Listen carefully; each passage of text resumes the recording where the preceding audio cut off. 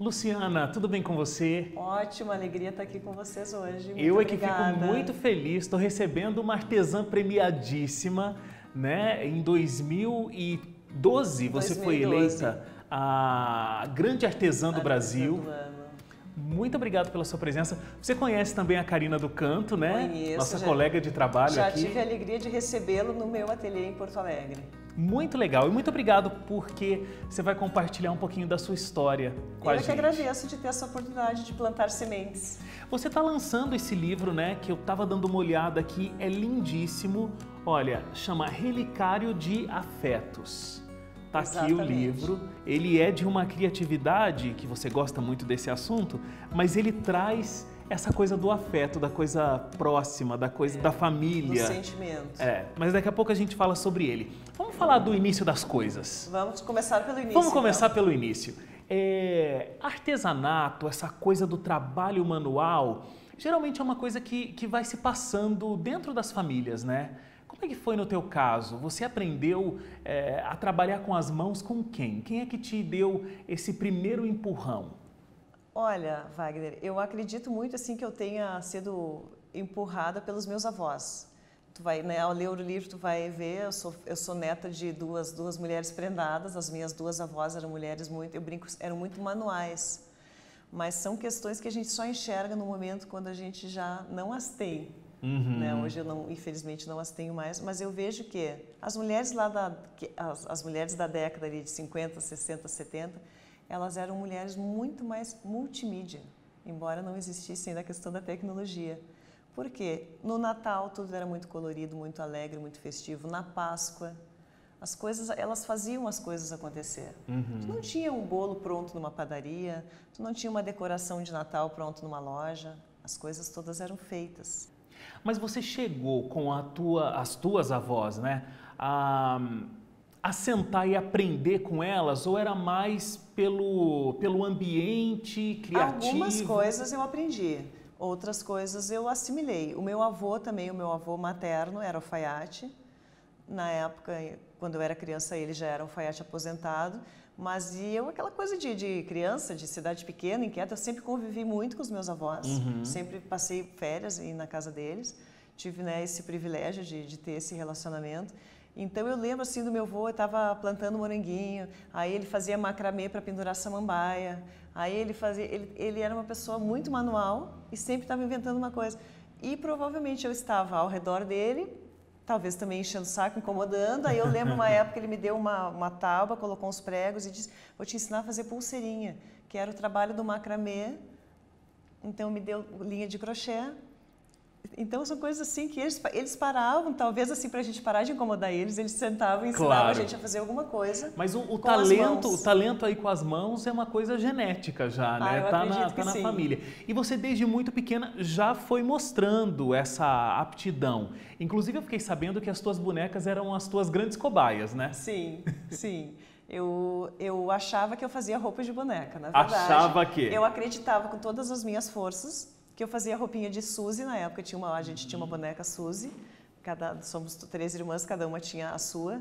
E aí a gente pegava os pedaços de tecido na casa do vô, na casa da outra avó também, e amarrava a fita, e aquela ali era o look que a gente acreditava. Eu jurava que eu costurava, pegava uma agulha, o vô, né, fazia uns pontos, provavelmente tudo muito mal feito, mas para mim aquilo ali era uma coisa muito real. Agora, por mais que existisse esse ambiente do trabalho manual dentro de casa, avô materno, alfaiate, então ganhava vida com o uso das mãos, né? Sim. Mas a tua família, que é de Cachoeira do Sul, no Rio Isso. Grande do Sul, tinha o desejo muito forte que você tivesse uma formação acadêmica. Sim.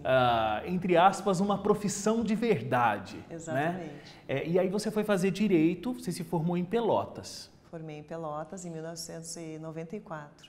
Como é que é isso? A família achava que a coisa do trabalho manual era mais um passatempo, uma coisa que fazia parte da vida, mas não deveria ser o teu ganha-pão? O ideal é que você fosse conquistar uma outra carreira? Na época, Wagner, nem se falava em trabalhar com artesanato. Embora eu fosse neta de um alfaiate, Era coisa de dona de casa. o artesanato era um hobby ou era uma coisa de dona de casa.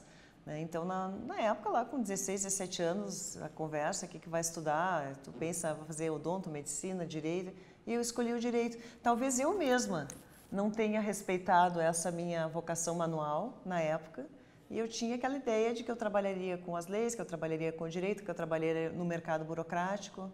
E hoje, como é que você vê isso?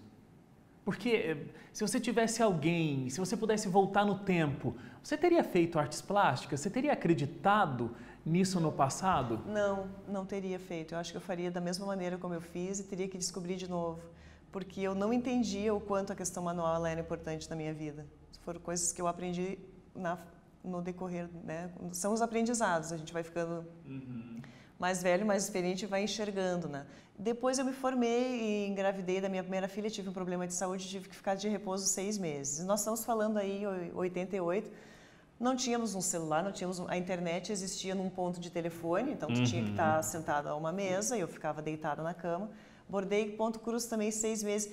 Eu consegui superar aquela dificuldade através do trabalho manual, porque era a única coisa que eu conseguia me conectar comigo mesmo, que eu conseguia ter a paz e o sossego e a tranquilidade de que eu teria 6 meses à frente deitada numa cama, o que não é fácil para uma pessoa inquieta como eu. Claro, de jeito nenhum. Né? E, claro, eu tinha uma pós-graduação que eu estava terminando, eu fiz uma dissertação, escrevi, mas nos meus momentos de prazer, assim, nos meus momentos bons, eu trabalhava com o ponto cruz. Agora, me fala, Luciana, do momento em que você realmente decide se entregar integralmente ao trabalho manual, porque já são 9 anos, né, que você se dedica a esse trabalho. Você, por muitos anos, teve a sua própria oficina, a Casa Rosa, em Porto Alegre, esse lugar que a Karina conheceu, né? E era um lugar lindíssimo, super aconchegante. E hoje você também, já de um tempo, você viaja todo o Brasil, oficina, workshops, palestras, tudo sobre artesanato. O seu foco sempre é muito na criatividade e na coisa que está muito forte aqui no teu livro, que é o afeto. Conta para mim dessa mudança. Bom, tem 1000 coisas para contar agora só nesse teu contexto. Primeiro, a questão da mudança, né? Esse período, eu morei em Brasília durante 8 anos e tive vários trabalhos. Troquei várias vezes de emprego lá. E eu trabalhava num lugar, e aí, por algum momento, acontecia alguma coisa. As questões lá, os trabalhos, de alguma maneira, têm uma influência muito política, então, os interesses e tal, fui demitida. Na minha terceira demissão, eu me lembro que eu sofria muito e disse assim, meu Deus, eu sou uma pessoa que eu chego cedo, eu saio no horário, eu cumpro meu horário, eu cumpro meu trabalho, por que eu não consigo me encaixar? Por que eu sou demitida? Por que não demitiram outra? E eu lembro numa demissão que era uma questão política, que o superintendente trocou e aí precisava demitir os cargos de chefia e era o meu cargo. E uma das pessoas que estava lá no momento da demissão, eu disse, gente, mas expliquem o porquê. E ela disse assim, e eu chorei. E ela disse assim, Luciana, não chora. Ela era de Santa Catarina, tu és uma artista. E eu ainda pensei, que artista, o quê? Né? Estou aqui tentando trabalhar e não consigo. Mas eu não entendia isso, eu não entendia, não conseguia entender isso. Nesse período todo de 8 anos em Brasília, eu gostava muito de fazer artesanato, comecei a trabalhar com artesanato de uma forma involuntária, foi a forma que eu encontrei, a maneira que eu encontrei de fazer amigos ou de conhecer pessoas, porque eu cheguei lá, a gente não conhecia ninguém, e é difícil chegar numa cidade que não conhece ninguém. Em 2010, nos mudamos para Porto Alegre, por questões de trabalho do meu marido, e cheguei em Porto Alegre, primeira semana não conhecíamos nada lá, porque sempre moramos no interior, né? Organizamos a questão da escola, das meninas, e eu não conhecia nada, a vida, apartamento, casa, né? Mudança. Quando deu um mês, acabou, e aí eu comecei, meu marido disse, Luciana, e aí tu vai começar a procurar trabalho? Eu disse, eu já distribuí vários currículos e ninguém me chama. E aí ele me disse assim, tu não te deu conta que ou tu abre o teu negócio agora, o teu negócio ele já existe, tu vai nos eventos de artesanato, tu é conhecida, a tua marca existe, não é o teu ateliê Folk Bazar como era o nome, a tua marca é Lugastal, é o teu nome. E aí dali, 2010 para cá é uma longa história, daí procurei um lugar para trabalhar, loquei uma casa que era antiga, reformei. Então, vinham pessoas do Brasil inteiro, eu quero empreender, mas eu não tenho coragem, E eu comecei a conversar com essas pessoas e mostrar para elas que se a gente não valorizasse o nosso trabalho artesanal, ele não seria valorizado pelo público. Claro. Que poderia sim empreender. Eu sou dentista, eu estou num momento de muita depressão. Então, olha, não é assim, vou jogar tudo pro alto e vou ser artesão e a vida é linda. Não, temos uma vida real. São questões, são escolhas. Tudo na vida são questões de escolhas. E com todas essas escolhas, hoje você já tem 3.000 alunos que passaram pelas tuas mãos, é o dado que eu tenho aqui da produção. Em aulas físicas. Em aulas físicas, isso fora todo o contato que você tem virtual com as pessoas, né? E sempre inspirando criatividade. E aí você lança agora o Relicário de Afetos, esse livro que é lindíssimo. Eu vou mostrar algumas coisas aqui, porque eu achei um trabalho de design gráfico realmente lindíssimo. E as fotos são belíssimas e ela mostra realmente essa coisa da família, do afeto, do cotidiano, com beleza e arte. Né? O livro ele é todo produzido no Rio Grande do Sul. A parte de edição, editoração foi toda feita em Pelotas e as fotografias feitas no interior, na região da Serra Gaúcha. Porque o processo foi elaborado da seguinte maneira: eu queria criar peças que fossem modernas, contando a minha história, mas que fossem fotografadas em ambientes mais antigos para que eu pudesse contextualizar. Porque a ideia do Relicário de Afetos, o nome ele saiu muito no final, Wagner. Foi uma dificuldade bem grande de descobrir encontrar o nome. Qual seria o nome.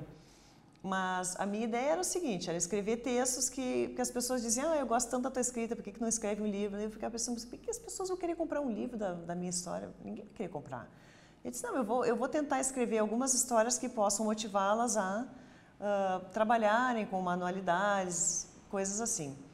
E no decorrer dessa escrita, eu começo a descobrir uma série de coisas, no decorrer, porque foi todo o ano de 2017, eu começo a descobrir uma série de coisas que a criança, a menina Luciana, influenciou de uma forma muito intensa a adulta Luciana. E por um período aquilo ali ficou esquecido. Chegou no momento em que eu acho que, há vários anos, eu acredito também, desde a época de Brasília, quando eu ouvi falar a primeira vez no movimento Slow Food, eu pensava, meu Deus, o que é isso, Slow Food? Comer devagar, o que é isso? Mas chegou do fast food e tudo é rápido, tudo tem pressa. Então, vários movimentos, tanto na moda, quanto na alimentação, quanto no estilo de vida. Hoje em dia, né, a gente fala em mindfulness, de estar presente onde realmente está. Porque senão eu estou conversando contigo, mas eu já estou pensando o que eu vou fazer quando eu sair aqui do estúdio. Né? E aí, quando eu começo a escrever o livro, eu entendo isso, que é um convite a uma pausa. Que eu cometo, na parte de trás do livro, eu tento mais ou menos explicar. Que as pessoas dizem, veio o livro da Lu Gastalá, deve ser um livro de costura, deve ser um livro de criatividade. E aí eu escrevi, ele não é um livro de costura, de bordados ou de tendências feitas à mão, ele é um livro de amor. Onde as pessoas podem adquirir esse livro? Esse livro, ele por enquanto não está nas livrarias ainda, eu criei um e-commerce, um site que chama livrolugastal.com.br. livrolugastal.com.br. Por ser autor independente, tem uma série de burocracias e de dificuldades que às vezes as livrarias trabalham mais com editoras grandes, né? Então... Mas a advogada vai driblar tudo isso, vai conseguir mas fazer. Ele tem saído, tem tido uma venda muito grande. Pelo site. Pelo site. Lu, eu vi você falando em algum lugar, numa entrevista, você dizendo assim, olha, eu tenho certeza que se eu estivesse ainda trabalhando como advogado, eu estaria ganhando muito mais dinheiro do que eu ganho como artesã. Sim. Mas o que de fato te realiza? O que você acha que a tua história, o teu conteúdo, as tuas palestras, workshops, o que você colocou nesse livro, o que é que você pode trazer realmente de contribuição social para as pessoas que entram em contato com o teu trabalho? Eu acredito que eu leve alegria através das minhas experiências, né? Foi uma busca, assim, todo um estudo, eu comecei a observar muito o que trazia tanta gente até mim. Não era o meu artesanato em si, as pessoas não vinham comprar uma bolsa, não vinham comprar um enfeite, elas vinham até mim para conversar, para me abraçar, para trazer as suas ideias, para trazer os seus relatos. E eu comecei a ficar, né, a pensar assim, mas qual é o propósito do meu trabalho? O que eu sirvo, o que eu sou nesse mercado, né, de artesanato e manual? E eu comecei a montar, assim, né, fazer um quebra-cabeça e entender que meu propósito é proporcionar sensações de acolhimento através de escrita, de questões manuais, de questões criativas, porque a gente está num mercado também muito engessado. Então, às vezes o artesão diz assim, gostei da tal peça, me dá o passo a passo. Eu não gosto de passar um passo a passo, porque eu quero que tu faça com o teu jeito, da tua maneira, que tu escolha as cores do jeito que tu gosta. E claro que tu tem que ter um passo, tu tem que ter uma condução, mas depois a criatividade, ela pode ir muito mais adiante se a gente realmente fizer esse exercício, né? E essa é muito a questão, assim, o que eu quero. Se eu estivesse trabalhando com advocacia, primeiro que eu não estaria aqui conversando com vocês hoje. Com certeza. E chegando na casa de todos vocês também dessa maneira, né? De dizer assim que as pessoas olhem para as suas histórias, abram a gaveta, procurem ali o que realmente me conecta com a minha família, eu não tenho mais os meus avós, eu ainda tenho a alegria de ter os meus pais, graças a Deus, mas tem muita gente que não tem, então, poxa, estou com saudades do meu pai, estou com saudades de alguém que não tem mais. O que pode me trazer para diminuir essa saudade? O que ele me deixou de bom, né, os afetos. Eu acho muito legal e foi um grande prazer conversar com você, de verdade, Lu, porque tá faltando muito mais pessoas como você que se munem de uma coragem para mudar completamente a vida e realmente resgatar aquilo que elas amam fazer, porque a gente está vivendo muito no automático. Mas eu acho que a gente tem que voltar para isso, para o afeto, a gente tem que voltar a ter tempo para a gente mesmo, a gente tem que voltar a ter tempo para sentir o que é importante. Que Deus te abençoe muito. Amém, muito obrigado. Obrigada. E a ti também.